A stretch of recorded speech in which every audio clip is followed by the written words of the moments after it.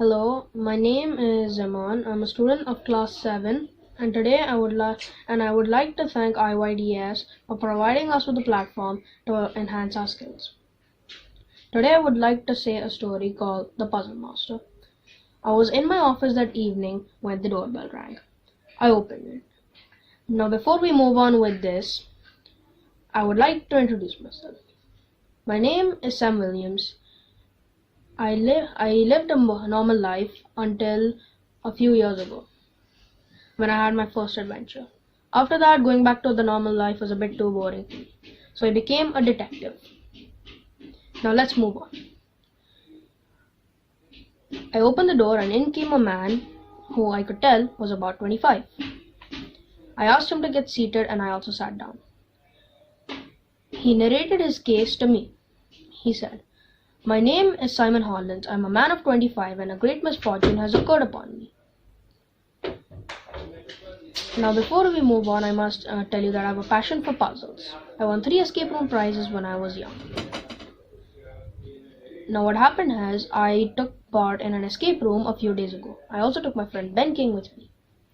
We both have been good friends since we were young. What happened was in one of the rooms of the escape room, my friend disappeared. How? I asked. Well, once we had finished the last room, we expected the door to open and we could walk out. But the door didn't open. Instead, a fog started to fill the room. After a few moments, when the fog cleared, I found the door open. But I couldn't see my friend. I supposed that he had already left. When I got outside the building, I noticed that my friend wasn't there either. So I supposed that he went home, so I found that quite strange.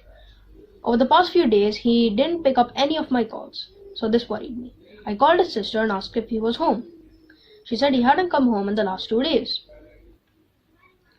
This worried me, so I contacted everyone he knew and asked about him. They all said they hadn't seen him.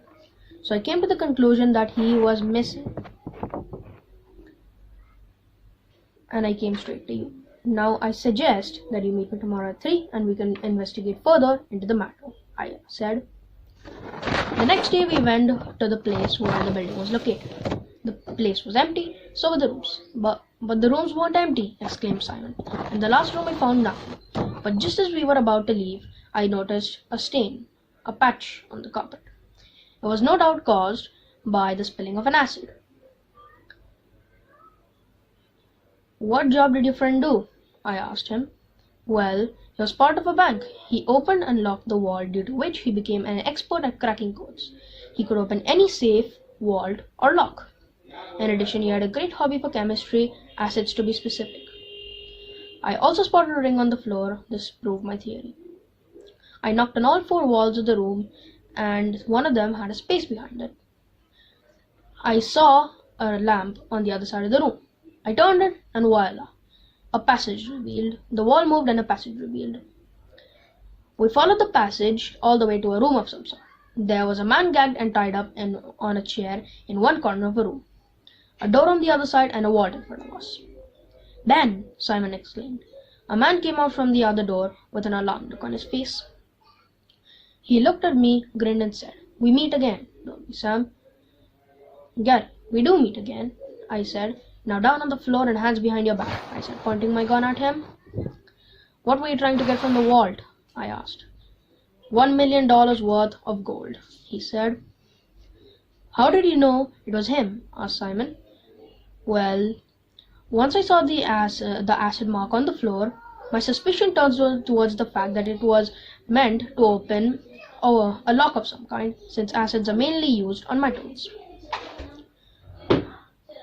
Now, so I thought of a vault or a safe door. Now the next question was where it was. And also when I saw the ring, I knew it was Gary, since that ring is one of a kind," I said, showing him the ring. "It also meant that he was still here, or else you would have noticed the ring, since there was only one way out of here, and that is from where we came. And when you told me that your friend had a hobby for chemistry, acids to be specific, my theory was proved. Your Gary needed your friend to open the vault." "You ruined everything," said Gary. "Well, if I can't have this money, no one can." And he pressed a button on the wall and the place started shaking. "Run!" I shouted. We all, except Gary, ran out and jumped through the window. Just as we landed, the whole building collapsed. There were minor casualties, the building wasn't very tall, and the place was sealed by the police afterwards. Thank you.